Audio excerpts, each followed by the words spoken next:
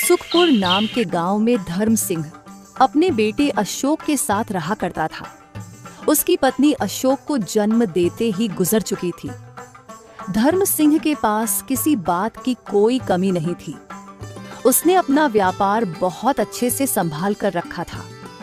उसके गोदाम पर कई मजदूर काम किया करते थे। अरे धर्म सिंह, कैसे हो भाई? अरे आओ आओ प्रताप, बड़े दिनों बाद आए। मैंने तुम्हें जो कब सौंपा था वह हुआ या नहीं? उसी के बारे में बात करने तो आया हूँ। अच्छा, तो जल्दी से बता, लड़की कौन है, कहाँ की रहने वाली है, स्वभाव की कैसी है और उसके माँ बाप क्या करते हैं? अरे रुको रुको धर्म सिंह, बताता हूँ। इतने सारे सवाल एक साथ, मुझे बोलने का मौका तो दो भाई। लड़की तो बहुत अच्छी है, सरल स्वभाव की है, दिखने में भी अच्छी है और उसके माँ बाप घर से ना ज्यादा अमीर है और ना ही गरीब, बस ठीक ठाक है। लेकिन तुम्हें तो संस्कारी चाहिए। ये लड़की बहुत संस्कारी है, बहुत ही सीधे और सरल स्वभाव की है। प्रताप, लड़की सिर्फ संस्कारी ही नहीं, उसके अंदर मेरे बेटे से भी ज्यादा दिमाग होना चाहिए। तुम तो जानते हो प्रताप, अशोक उतना होशियार नहीं है। वह किसी के भी बाद में आ जाता है, उसे कोई भी आसानी से ठग लेता है। इतना सीधा और भोलापन भी सही नहीं कि कोई भी आकर उसे ठग ले। मुझे उसकी इसी बात के लिए फिक्र होने लगती है। इसलिए मैं चाहता हूँ अशोक की होने वाली पत्नी अशोक से भी ज्यादा होनहार और समझदार हो। अगर ऐसी लड़की अशोक के लिए मिल गई तो मुझे अशोक की चिंता करने की कोई जरूरत नहीं, क्योंकि मेरा क्या है प्रताप, मैं आज हूँ कल नहीं। दोनों बच्चों को एक दूसरे के सहारे ही जिंदगी बितानी है। मैं हमेशा तो अशोक के साथ नहीं रह सकता ना। अब हमारे बचे ही कितने दिन हैं।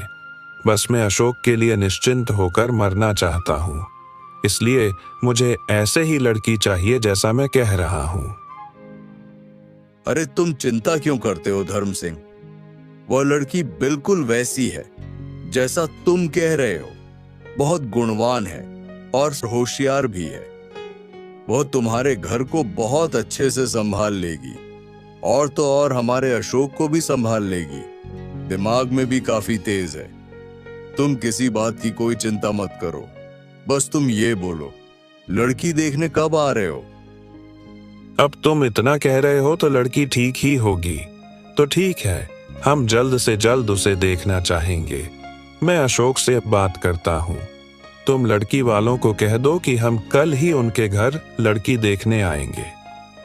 ये हुई ना बात। अच्छा भाई, ठीक है, मैं चलता हूँ और लड़की वालों को भी बता देता हूँ ताकि वह भी तैयारी में रहे। तुम अशोक से बात कर लो। मैं तो यही चाहता हूँ कि यह रिश्ता जल्द से जल्द हो जाए, क्योंकि लड़की वाले भी मेरे रिश्ते में ही लगते हैं। तो मैं उसे बिटिया को अच्छी तरह से जानता हूँ, बहुत ही अच्छी है। अब बाकी तुम्हारी मर्जी। तुम्हें सही लगे तो तुम रिश्ता कर ही लेना, ज्यादा मत सोचना। हाँ प्रताप, वह सब तो बाद में सोचेंगे। फिलहाल हमें एक बार लड़की से मिलना है, उसके बाद ही हम आगे का फैसला कर पाएंगे। हम अभी कुछ नहीं कह सकते। हाँ भाई, ठीक है, तुम बाद में फैसला ले लेना। मैं तो बस ऐसे ही कह रहा था कि लड़की में कोई कमी नहीं है। फिर भी जैसी तुम्हारी इच्छा। अब मैं चलता हूँ। धर्म सिंह अपने बेटे अशोक को बुलाकर कहता है, जी पिताजी, आपने बुलाया, कुछ काम था? हाँ अशोक, यहाँ आओ और हमारे पास बैठो। तुमसे बहुत जरूरी बात करनी है। दरअसल हमने तुम्हारे लिए लड़की देख रखी है। हम कल ही उसके घर जाएंगे। लेकिन पिताजी, यह कुछ जल्दी नहीं हो गया? अभी तो मेरी उम्र भी नहीं है। बेटा, जब हम तेरी उम्र के थे तब तू पैदा हो गया था और तुम कह रहे हो कि तुम्हारी उम्र नहीं है। बेटा, सही उम्र में शादी हो जाए तो ही अच्छा रहता है, और मैं चाहता हूँ कि मेरे रहते हुए तुम्हारी शादी हो जाए, बहू इस घर में आ जाए और सारे घर को संभाल ले। कोई और बात हो तो तुम बता सकते हो। क्या तुमने कोई और लड़की देख रखी है? नहीं पिताजी, ऐसी कोई बात नहीं है। मैं तो बस ऐसे ही कह रहा था। बाकी जैसा आपको ठीक लगे। मेरी बात ध्यान से सुनो बेटा। कल हम जब लड़की देखने जाएंगे तब तुम लड़की से अकेले में 3 सवाल करना। अगर वह लड़की तीनों सवाल के जवाब सही देती है तो ही हम उनके घर रिश्ता जोड़ेंगे, नहीं तो हम यह रिश्ता नहीं करेंगे। फिर चाहे वह लड़की कितनी भी अच्छी क्यों ना हो, कितनी भी संस्कारी क्यों ना हो, फिर भी हम यह रिश्ता नहीं करेंगे। ऐसा क्यों पिताजी? और मैं कौन से 3 सवाल करूं? वह सवाल मैं तुम्हें बाद में बता दूंगा। और हाँ, अगर वह लड़की तीनों सवालों के जवाब सही से दे पाए तो ही तुम शादी के लिए हाँ करोगे, नहीं तो तुम मना कर देना। अगर वह लड़की कुछ भी ना बोल पाए तो समझ जाना वह तुम्हारे लायक नहीं है। लेकिन पिताजी, सवाल जवाब से इस बात का पता लगाना कि वह मेरे लायक है भी या नहीं, ये कैसे संभव है? एक समझदार लड़की ही उन सवालों के जवाब दे सकती है। हर कोई उस सवाल का जवाब नहीं दे सकता, और मुझे तुम्हारे लिए ऐसे ही लड़की चाहिए जो उन सवालों का जवाब दे पाए। बेटा, मैंने दुनिया देखी है, मैं तुम्हें अच्छी तरह से जानता हूँ। मुझे तुम्हारे लिए ऐसे ही लड़की की जरूरत है जो इतनी समझदार हो। जो लड़की उन सवालों के जवाब दे पाएगी वह तुम्हें भी बहुत अच्छे से संभाल पाएगी। और तो और, तुम उस लड़की पर आंख मूंद कर भरोसा कर पाओगे। यह मैं तुम्हारे भले के लिए कर रहा हूं। तुम्हें मुझ पर भरोसा तो है ना? पिताजी, आप कैसी बातें कर रहे हैं? आप मेरे लिए सब कुछ हो। मुझे आप पर पूरा भरोसा है। जैसा आप कहोगे मैं वैसा ही करूँगा। मैं उस लड़की से आपके 3 सवाल ज़रूर पूछूंगा, और मैं वादा करता हूँ पिताजी, और ईमानदारी से कह रहा हूँ, अगर वह लड़की सवालों के जवाब ना दे पाई तो मैं ये शादी नहीं करूँगा। बहुत अच्छे बेटा, मुझे तुमसे यही उम्मीद थी। ठीक है, तो हम कल चलते हैं। अगले दिन धर्म सिंह अशोक को लेकर लड़की वालों के यहाँ जाता है।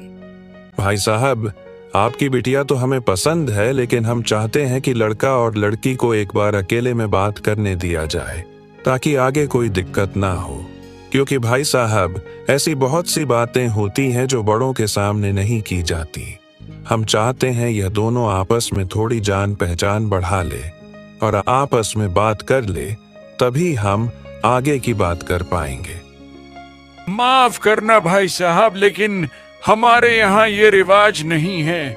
शादी से पहले हम हमारी लड़की को किसी लड़के के साथ अकेले में बात करने कैसे दे सकते हैं?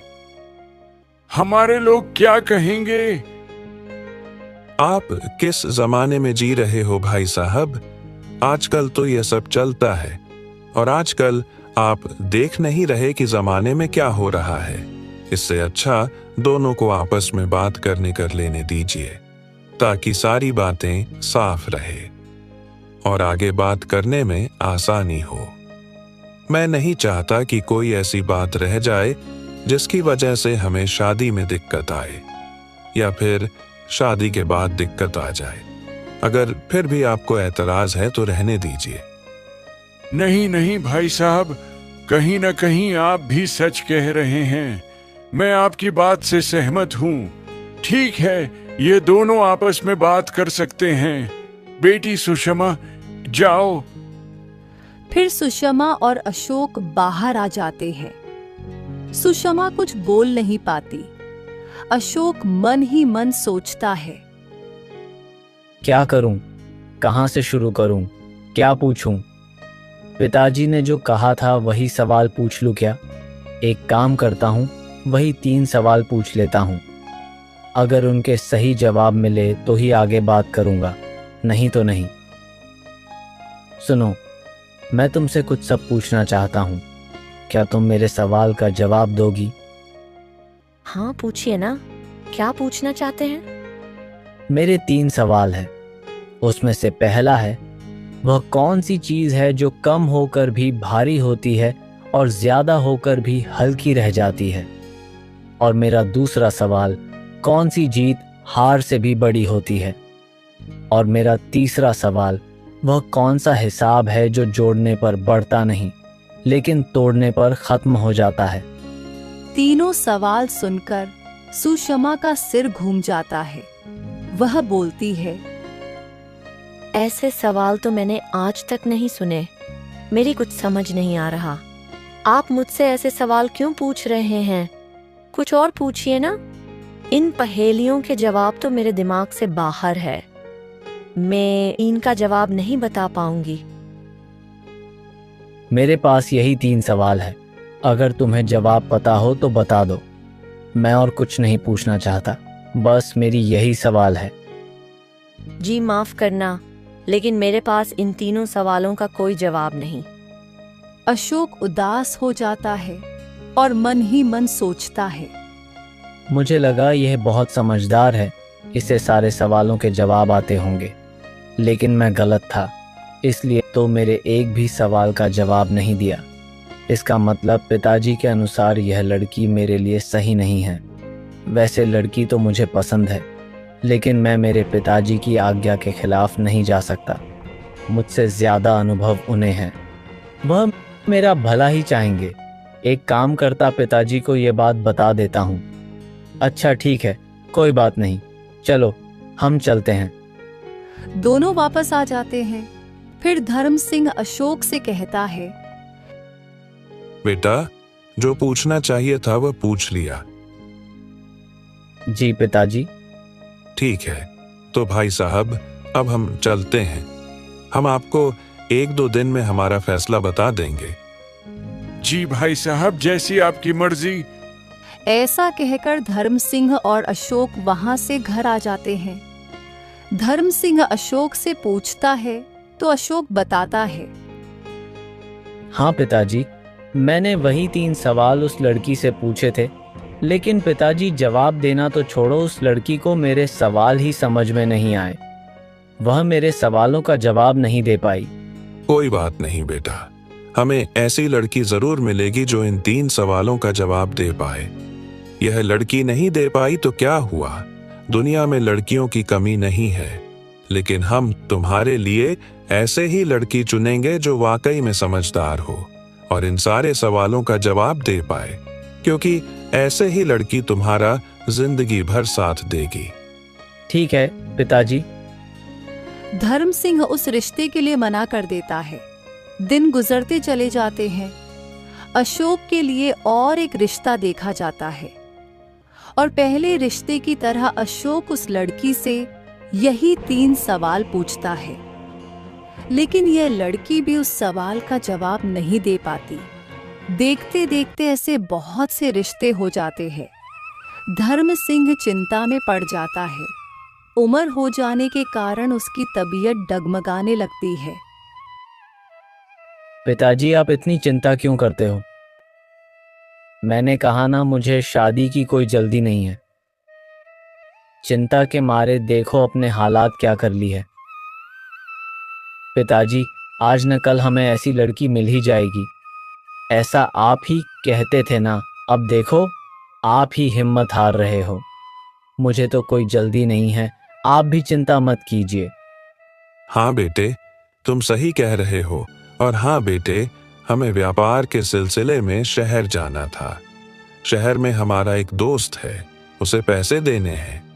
अरे पिताजी, मेरे रहते हुए आप चिंता क्यों करते हो? आपकी जगह मैं चला जाता हूँ। नहीं बेटे, तुम आज तक कभी इस गांव से बाहर नहीं गए हो, तुम नहीं कर पाओगे। आप ऐसा क्यों कहते हो पिताजी? भले ही मैं आज तक बाहर नहीं गया, लेकिन आप मुझे एक मौका तो दीजिए कि मैं बाहर निकल पाऊं और कुछ कर दिखाऊं। पिताजी, मैं आज तक शहर नहीं गया। मुझे भी देखना है कि शहर कैसा है। मैं वहां जाना चाहता हूं पिताजी, और मैं आपकी दोस्त से मिलकर उन्हें पैसे भी दे दूंगा। अशोक जिद करने लगता है तो धर्म सिंह मान जाता है और अशोक को पैसों की एक बैग देकर शहर के लिए भेज देता है। रास्ते में अशोक को कुछ चोर मिल जाते हैं। ए लड़के, चुपचाप यह बैग हमें दे दो। कौन हो तुम लोग? और यह बैग मेरा है, मैं तुम्हें क्यों दूं? तुम्हें दिखाई नहीं देता? हम चोर हैं। चुपचाप ये बैग हमारे हवाले कर दो, वरना हम तुम्हें यही जान से मार देंगे। अगर अपनी जान बचाना चाहते हो तो सीधी तरीके से बैग दे दो। नहीं, मैं तुम्हें नहीं दूंगा। तुम कुछ भी कर लो, मुझसे यह बैग नहीं ले पाओगे। अच्छा, तो तू ऐसे नहीं मानेगा। चोर और अशोक के बीच हाथापाई होने लगती है और वह चोर लोग अशोक को बहुत मारते हैं और उसके बाद उससे वह बैग छीनकर वहां से भाग जाते हैं। अशोक वहीं बेहोश पड़ा होता है। फिर दूसरे दिन अशोक को जब होश आता है तो वह एक घर में होता है। उसके सामने एक शोभा नाम की औरत खड़ी होती है। अशोक झट से उठता है और उससे पूछता है, जी, आप कौन? और मैं यहाँ कैसे आया? बेटा, तुम जंगल के रास्ते में बेहोश पड़े थे। तुम्हें बहुत चोट भी लगी थी।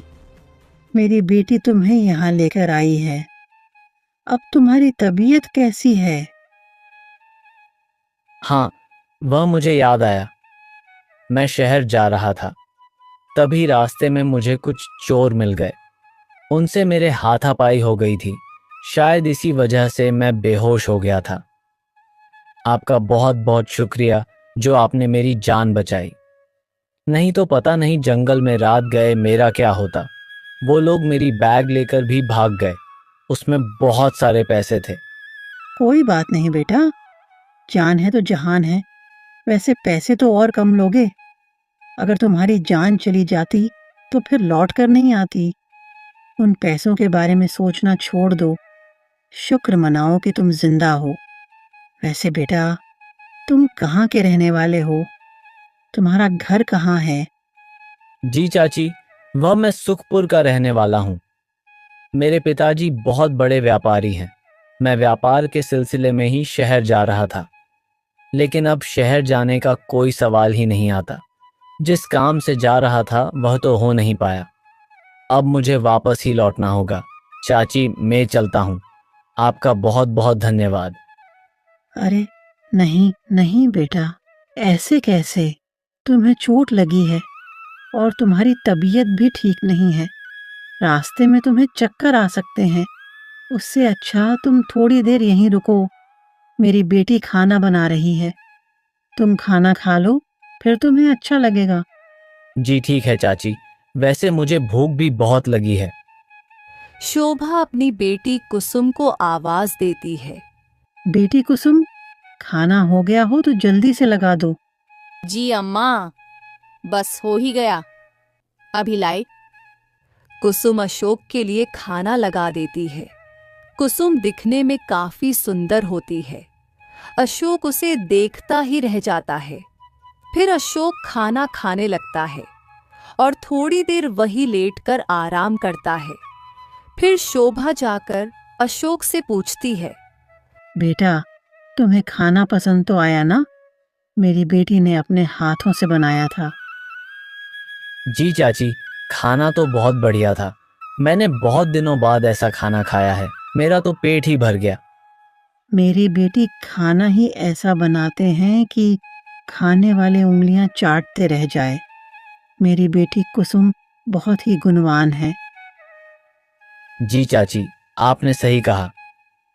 वैसे चाची, आप दोनों यहाँ अकेले रहती हो? कुसुम के पिताजी कहाँ हैं और क्या काम करते हैं? बेटा, हम दोनों माँ बेटी का एक दूसरे के अलावा इस दुनिया में कोई नहीं है। कुसुम के पिताजी तो कुसुम जब छोटी थी तभी गुजर गए। तब से हम जैसे तैसे लोगों के घर में काम करके अपना घर चलाते हैं। कभी लकड़ियां बेचते हैं तो कभी लोगों के घर बर्तन कपड़े धो देते हैं। ऐसे ही हमारा घर का गुजारा हो जाता है। मुझे खुद की तो कोई चिंता नहीं, लेकिन अपनी बेटी की बहुत चिंता सताती है।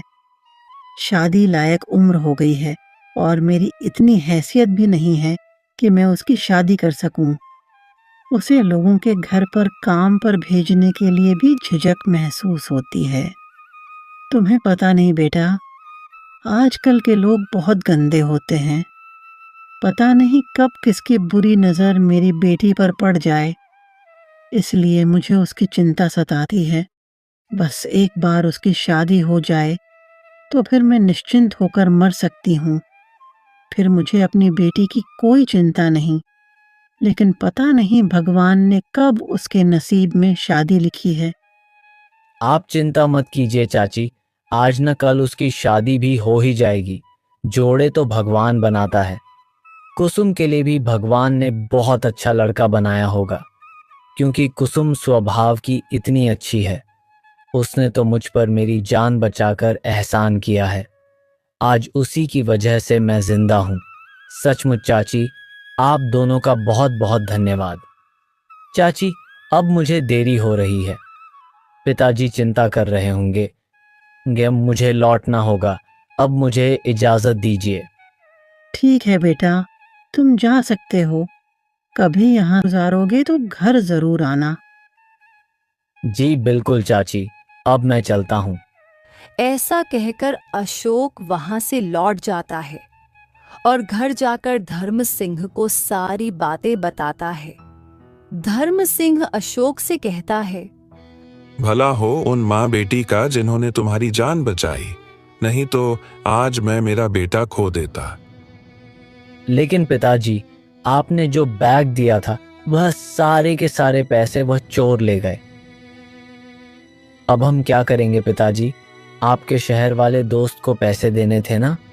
तुम पैसों की चिंता क्यों करते हो? हमारे पास कोई पैसों की कमी नहीं है। मेरे लिए तुम्हारी जान से ज्यादा कीमती वह पैसे नहीं थे। तुम वह बात अपने दिमाग से निकाल दो। तुम घर वापस आ गए, यही मेरे लिए बहुत है। अशोक अपने कमरे में आराम कर रहा होता है और वह कुसुम के बारे में सोचता रहता है।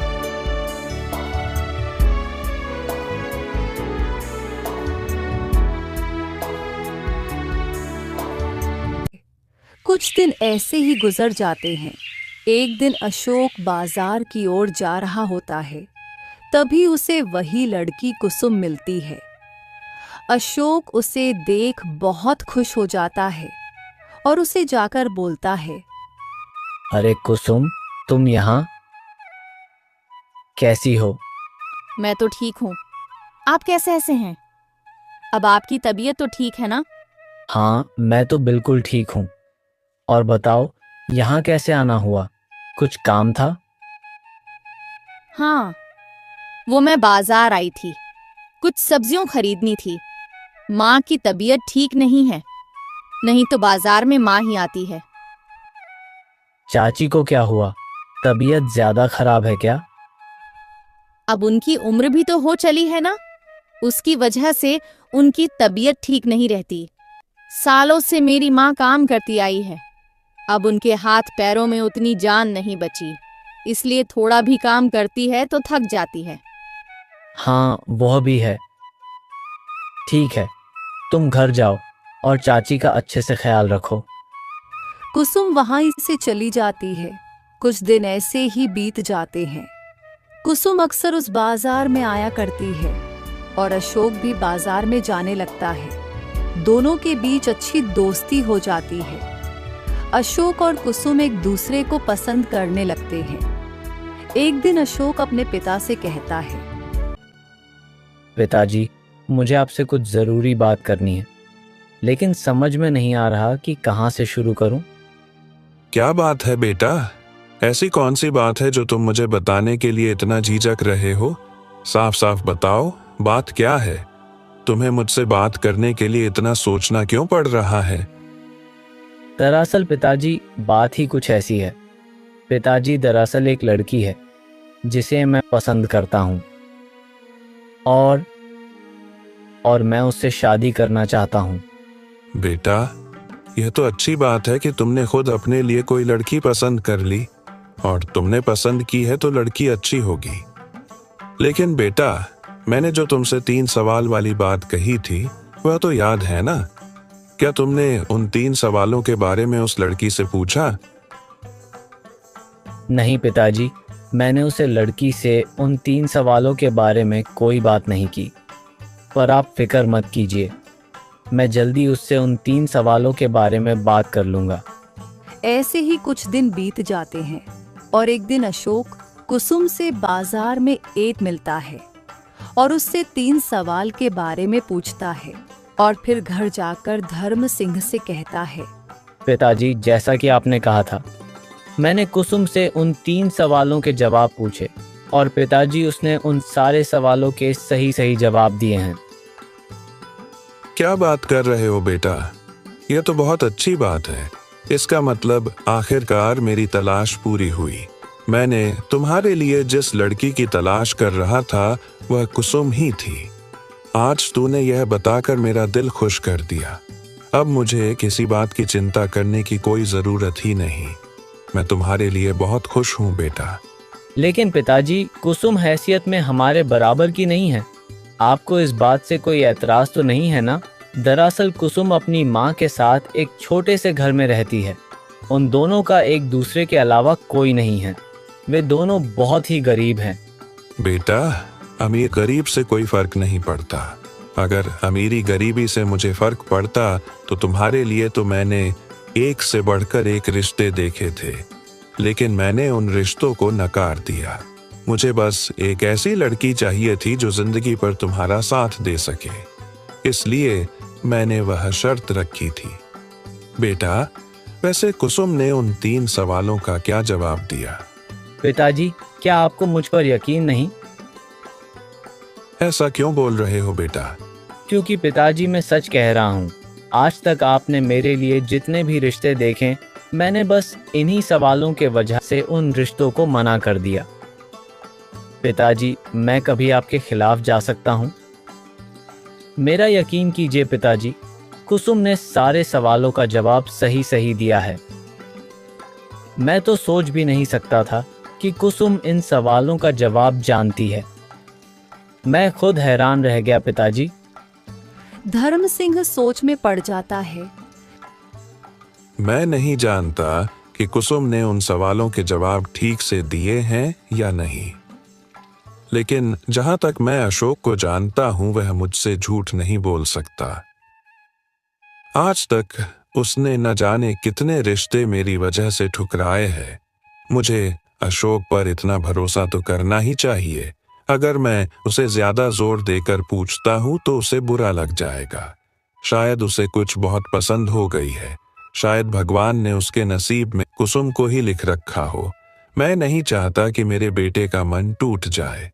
इससे अच्छा रहने देता हूं, और वैसे भी मेरे बेटे की खुशी में ही मेरी खुशी है। अगर वह कुसुम से शादी करना चाहता है तो यही सही। पिताजी, आप किस सोच में पड़ गए? आपको कोई एतराज है क्या? अगर आप नहीं चाहते तो मैं यह शादी नहीं करूंगा। बोलिए ना पिताजी, क्या बात है? अरे नहीं नहीं बेटा, ऐसी कोई बात नहीं है। तुम्हारी पसंद ही मेरी पसंद है। हम जल्द से जल्द तुम्हारी शादी कुसुम से करवाते हैं। यह सुन अशोक बहुत खुश हो जाता है और फिर धर्म सिंह अशोक का रिश्ता लेकर कुसुम के घर जाते हैं। कुसुम और उसकी माँ बहुत खुश हो जाती है। सचमुच मेरी बेटी बहुत भाग्यशाली है जो इतने बड़े घर का रिश्ता उसके लिए आया है। मैं तो सोच भी नहीं सकती थी कि मेरी बेटी इतने बड़े घर की बहू बनेगी। मैंने जरूर पिछले जन्म में कुछ बहुत पुण्य किए हुए होंगे, इसलिए आज भगवान ने मेरे झोली में इतनी सारी खुशियां डाल दी। मुझे तो यकीन ही नहीं हो रहा। ये सपना नहीं सच है समधन जी। हम जल्द से जल्द इन दोनों की शादी करवाना चाहते हैं। और हाँ समधन जी, शादी को लेकर आपको चिंता करने की कोई जरूरत नहीं। शादी का सारा खर्च हम उठाएंगे। बस आप अपनी बेटी हमारे बेटे के लिए दे दीजिए। फिर कुसुम और अशोक की शादी हो जाती है। कुसुम अशोक के घर आ जाती है। दोनों खुशी खुशी रहने लगते हैं। कुछ दिन ऐसे ही बीत जाते हैं। धर्म सिंह की तबीयत बहुत खराब होने लगती है। उसका इलाज चलता है, लेकिन उसकी तबीयत में कोई सुधार नहीं हो पाता। एक दिन धर्म सिंह कुसुम से कहता है, बेटा कुसुम, मुझे तुम एक बहुत जरूरी बात बतानी है जो मैंने आज तक अशोक को नहीं बताई। बेटी, मेरा बेटा बहुत भोला है, किसी की भी बात में आ जाता है। उसे बुरे लोगों की पहचान नहीं है, लेकिन मुझे तुम पर पूरा यकीन है कि तुम मेरे बेटे को अच्छी तरह से संभाल सकोगी और मेरे कारोबार को भी।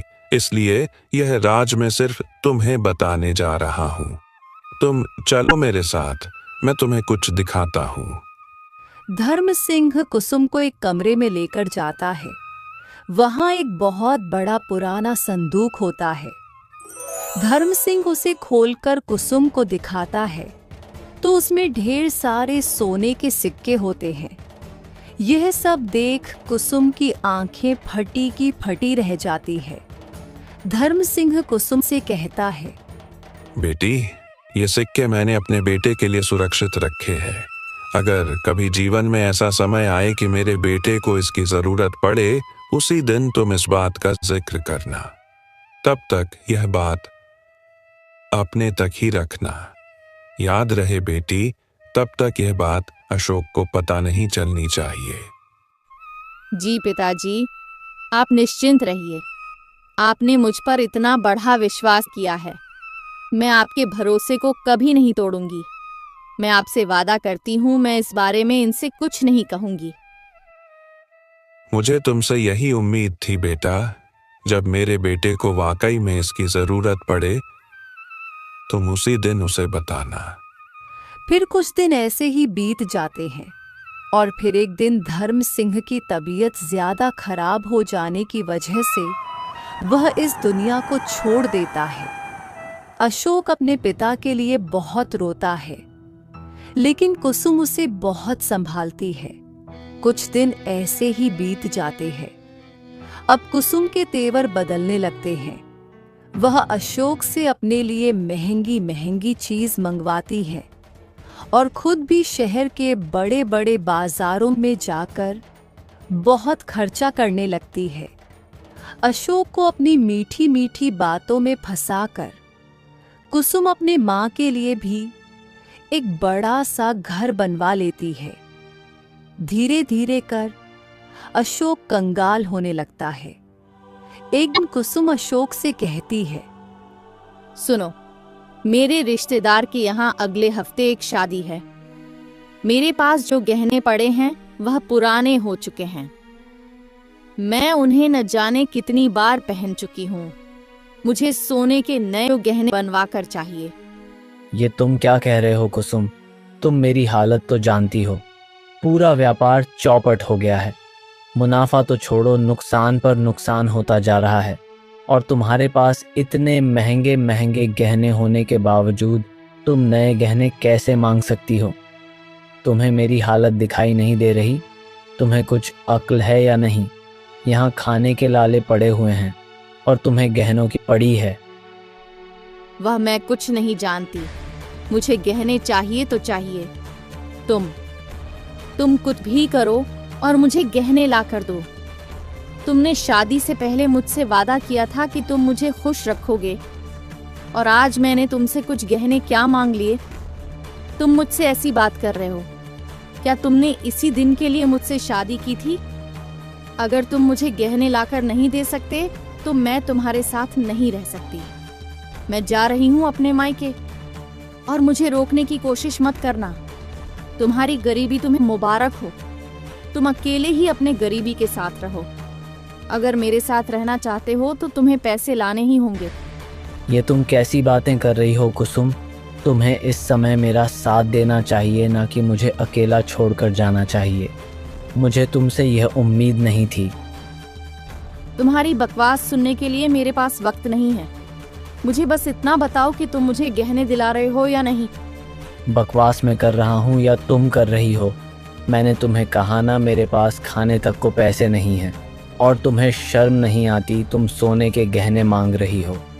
शायद मुझसे बहुत बड़ी गलती हो गई जो मैंने तुमसे शादी कर ली। मुझे लगा तुम एक नेक दिल और समझदार लड़की हो, लेकिन मुझे आज पता चला कि तुम किस किस्म की लड़की हो। मैंने तुम्हारे लिए अपने पिताजी से झूठ बोला कि तुमने मेरे तीनों सवालों का जवाब दिया है, जबकि तुमने मेरे एक सवाल का भी जवाब नहीं दिया था। शायद तुम मेरे लायक थी ही नहीं। मैंने तुमसे शादी करके बहुत बड़ी गलती की है। उस दिन मैं पिताजी के खिलाफ ना जाता तो आज मुझे यह दिन देखने को नहीं मिलता। आज मुझे खुद पर शर्म आ रही है। अच्छा, तो यह बात है। तो तुमसे किसने जबरदस्ती की थी? क्या जरूरत थी तुम्हारे पिताजी से झूठ बोलने की? उन्हें साफ साफ कह देते ना। मुझे उन तीनों सवालों के जवाब नहीं पता थे, इसलिए मैंने नहीं दिए। झूठ तुमने बोला है, मैंने नहीं। अब मुझसे क्या बहस करते हो? शादी तुमने की है तो तुम ही भुगतोगे। मैं सोच भी नहीं सकता था कि तुम एक दिन मुझसे ऐसी बात करोगी। शादी से पहले तो बहुत भोली बनती थी, लेकिन अब तुम्हारा असली रूप सामने आ रहा है। ठीक है, तुम्हें अपने मायके जाना है ना, तो जाओ। मेरे साथ रहने की कोई ज़रूरत नहीं है। मैंने गलती की है तो मैं ही भुगतूंगा। ठीक है, मैं जा रही हूँ। और खबरदार, मेरे पीछे आने की कोशिश की। अब मैं तुम्हारे घर में लौट के तभी आऊंगी जब तुम पैसे कमा कर लाओगे। आज तक अपने पिताजी के पैसों पर जीते आए हो। खुद की तो 1 रुपये की कमाई नहीं है। शर्म मुझे नहीं, तुम्हें आनी चाहिए। अगर थोड़ी सी भी शर्म है तो पैसे कमा कर दिखाओ, कुछ काम करो। अशोक को यह सारी बातें सुन बहुत बुरा लगता है। वह अपने कारोबार को लेकर बहुत चिंतित रहता है। वह व्यापार के लिए बहुत से लोगों से कर्ज उठना है, लेकिन उसका नुकसान ही होता है। उसे बहुत से लोग ठग लेते हैं। एक दिन उसे ख्याल आता है, शहर में पिताजी के दोस्त रहते हैं, क्यों ना मैं उनकी मदद ले लूं। वही मेरी मदद कर सकते हैं। मुझे तो व्यापार के बारे में इतना कुछ नहीं पता, लेकिन उनसे मदद लूंगा तो शायद मेरा व्यापार फिर से चल पड़े। इत्तेफाक से उसी दिन धर्म सिंह का दोस्त मोहनलाल अशोक के घर आता है और अशोक मोहनलाल को सारी बातें बता देता है। मोहनलाल अशोक से कहता है, बेटा, यह तो बहुत बुरा हुआ, लेकिन तुम्हारे हालत इतनी खराब कैसे हुई? तुम्हारे पिताजी ने तो तुम्हारे लिए अपनी जायदाद का एक बहुत बड़ा हिस्सा छुपा कर रखा था। क्या तुम्हें इस बारे में नहीं पता? क्या तुम्हारी पत्नी ने तुमसे इस बारे में कुछ नहीं कहा? उसे तो इस बारे में पता है। ये आप क्या कह रहे हैं चाचा जी? मुझे तो इस बारे में कुछ नहीं पता, और मेरी पत्नी को इस बारे में कैसे पता हो सकता है? पिताजी ने किसी जायदाद के बारे में मुझसे कभी कोई बात नहीं की। अगर मैं ही इस बारे में नहीं जानता तो कुसुम कैसे जान सकती है? बेटा, जरूर कुछ गड़बड़ है। तुम्हारे पिताजी तुम्हारे शादी के बाद शहर आए थे तो उन्होंने मुझसे कहा था कि उन्होंने कुसुम को इस बारे में बताया है, और वह बड़ा हिस्सा कहाँ छुपाया है ये कुसुम जानती है। क्या बात कर रहे नाक रहे हो चाचा जी? इसका मतलब कुसुम यह सब जानबूझकर कर रही है। चाचा जी, मुझे जल्द से जल्द वो पैसे उस जगह से निकालने होंगे, नहीं तो कुसुम मुझसे पहले वह सारे पैसे वहां से गायब न कर दे। कुसुम फिलहाल घर पर नहीं है। वह मुझे जानबूझकर झगड़ा करके गई है। उसे लगा होगा कि काम के बहाने मुझे बाहर भेज देगी ये कि, और फिर आकर यह सारी दौलत यहाँ से निकाल लेगी। और मैं भी यही करने जा रहा था। मैं आपके पास शहर ही आने वाला था। हाँ बेटा, लेकिन ऊपर वाला तुम्हारे साथ है, वह झूठ का साथ कभी नहीं देगा। तुम सच्चे हो बेटा। तुम्हारे पिताजी ने तुम्हारे बुरे समय के लिए तुम्हारे लिए इतना कुछ करके रखा था। उस लड़की ने इस बात का फायदा उठाया है। उसने तुम्हारे पिताजी का भरोसा तोड़ा है। और दोनों पूरे घर में ढूंढते हैं। फिर एक जगह पर उन्हें वह सारे सोने के सिक्के मिल जाते हैं। यह देख अशोक को बहुत बुरा लगता है। उसे अपने किए का बहुत पछतावा होता है। अशोक बेटा, जल्दी से यह सारे सोने के सिक्के समेट लो और चलो यहाँ से। मुझे यकीन है वह यहाँ जरूर आएगी। थोड़ी देर इंतजार करने के बाद वहां कुसुम आ जाती है और उसके साथ एक दूसरा आदमी भी होता है। कुसुम उससे कहती है, लगता है अशोक घर पर नहीं है। जल्दी करो, वह सोने के सिक्के लेकर यहाँ से भाग जाते हैं, इससे पहले वह अशोक वापस आ जाए। मैंने इसी दिन के इंतजार में तो उससे शादी की थी। इस अशोक की दौलत के लिए ही हमने उसे फंसाया था। मुझे नहीं पता था उसके पिताजी ने उसके लिए इतनी सारी धन दौलत रखी है। उसके पिताजी भी कितने बेवकूफ हैं। उसने अपने बेटे को नहीं बताया, बल्कि मुझे इस बारे में बताया। खैर, अच्छा ही है। अगर वह मुझे ना बताते तो इतना बड़ा खजाना हमारे हाथ नहीं लगता। इसकी दौलत के लिए न जाने हमने क्या कुछ नहीं किया। इसे तो पता भी नहीं होगा कि जिस रास्ते से यह शहर की ओर जा रहा था, उस रास्ते में उसके पैसों का बैग तुमने ही चुराया था, ताकि हमें वह पैसे भी मिल जाए। और तो और मेरा उसके घर के लिए रास्ता भी खुल जाए। फिर आगे तो सब मन मुताबिक की होता गया। सारी बातें सुन अशोक के पैरों तले जमीन खिसक जाती है। वह दोनों उस जगह सोने के सिक्के ढूंढते हैं, लेकिन वहां कुछ नहीं होता। तो वह आदमी बोलता है, यह क्या है कुसुम? यहाँ तो कुछ भी नहीं है। तुम तो कह रही थी बहुत सारे सोने के सिक्के हैं। अरे यही थे, मुझे नहीं पता कहाँ गए। मैं भी यही सोच रही हूँ, आखिर सोने के सिक्के जा कहाँ सकते हैं। झूठी मक्कार कहीं की। तुमने जानबूझकर मुझे यहाँ बुलाया है। तुम जरूर मेरे खिलाफ कोई साजिश कर रहे हो। जब तुम्हें मुझे सोने के सिक्के देने ही नहीं थे तो तुमने मुझे यहाँ क्यों बुलाया? मैं अपनी जान जोखिम में डालकर यहाँ आया हूँ। कोई तुम मुझे धोखा तो नहीं दे रही ना? अरे ऐसी कोई बात नहीं है। मैं खुद नहीं जानती कि वह सोने के सिक्के कहाँ गए। मेरा यकीन करो, सोने के सिक्के यही थे। वह दोनों आपस में लड़ पड़ते हैं। उन दोनों की यह सारी बातें सुनकर अशोक के होश उड़ जाते हैं। बेटा, तुम्हारा आप यहाँ रुकना सही नहीं। तुम चलो मेरे साथ।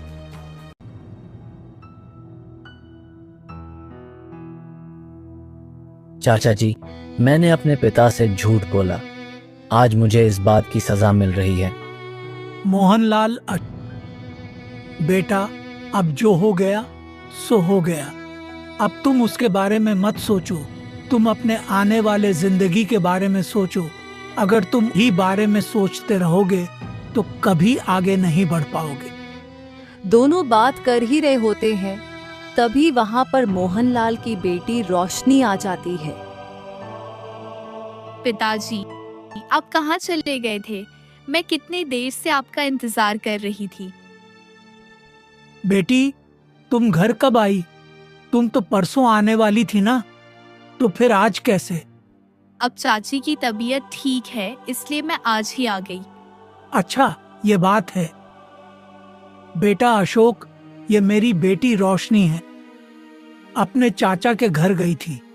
दरअसल इसकी चाची की तबीयत बहुत खराब थी और उनकी कोई संतान भी नहीं है और ना ही कोई ख्याल रखने वाला है। तो रोशनी कुछ दिनों के लिए वहां चली गई थी। वैसे पिताजी, यह कौन है और क्या बात है? आप दोनों बहुत परेशान भी लग रहे हो। अशोक रोशनी को सारी बातें बताता है। सचमुच तुम्हारे साथ तो बहुत बुरा हुआ है। तुम्हें ऐसी लड़की पर भरोसा करना ही नहीं चाहिए था। वैसे क्या मैं जान सकती हूँ वह 3 सवाल क्या थे? हाँ बिल्कुल। पहला सवाल है, वह कौन सी चीज़ है जो कम होकर भी भारी होता है और ज़्यादा होकर भी हल्का हो जाता है?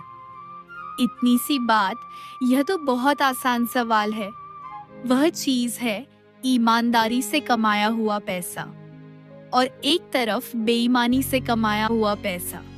जब ईमानदारी से कमाया हुआ पैसा कम भी हो फिर भी उसकी कीमत बढ़ जाती है, और बेईमानी से कमाया हुआ धन चाहे जितना भी ज्यादा हो वह हमेशा ईमानदारी की कमाई के आगे हल्का ही रहता है। अशोक यह बात सुन सर रह जाता है और फिर दूसरा सवाल पूछता है।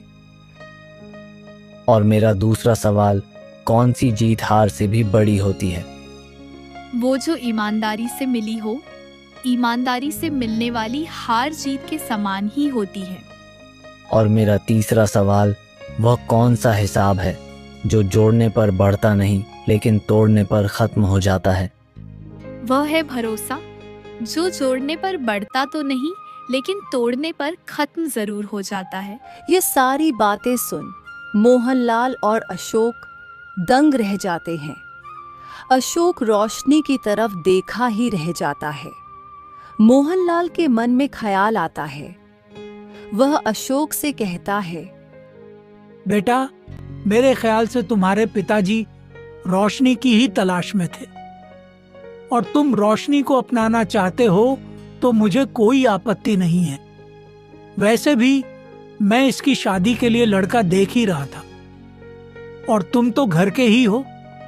मुझे तुम्हारे बारे में किसी से कुछ पता लगाने की कोई जरूरत नहीं।